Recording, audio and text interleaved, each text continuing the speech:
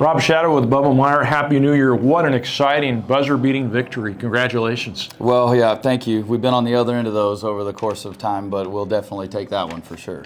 Well, was that three-pointer by Justin Britt just the way you drew it up? We brought Justin up the floor to try to open the rim up and hoping that we could get a crease for Damani or Wayne, whichever one ended up with the ball. And they did a pretty good job of guarding the initial action. But it resulted in Damani driving at Justin's man and ended up bringing Justin behind it, and he had what ended up being a pretty good look in the end. Well, I want to ask you about that bear hug at the end. You had a moment kind of peril there.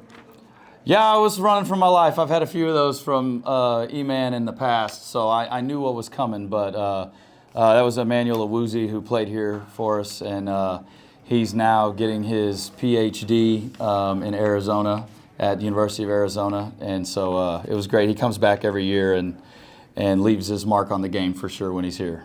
Well, for those who don't know, E-Man, he goes, what, about 6'9", 250? Yeah, that's probably a fair assessment.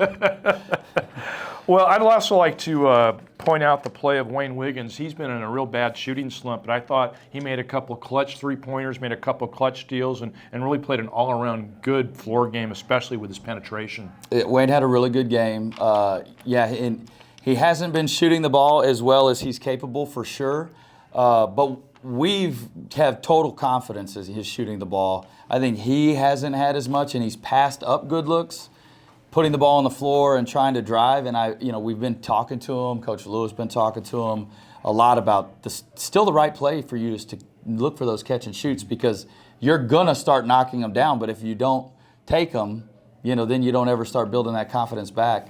And he missed his first couple, and then he knocked one down, and I saw like a big sigh of relief on his face, and he looked up like, thank you. And then, he had a really good game. He came up big for us. They spent a lot of time, on Damani, and Wayne was able to step up and give us some good punch. Another real positive, you out-rebounded Midwestern State on the offensive glass 21-9, and that led to some important second-chance points, especially in the second half. Yeah, it's been a topic of conversation for sure that, we haven't got 20 offensive rebounds in a game yet this year. And so in 2025 we didn't, in 2026 we're one game in and we did it. So it's kind of a goal every game going into it to try to control the offensive glass and chase the basketball and go get it. And it was absolutely the difference in the game today.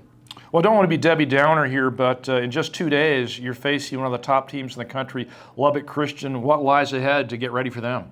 A terrific team that's coached by one of the better basketball coaches in the entire country of any level. So I'm sure Coach Duncan and Coach Imes, their staff, you could put them on the Spurs and they'd figure out how to coach them. They're great basketball minds, and they're very talented. They're a good team, and they're playing really well. So, it's Lone Star basketball in the second semester.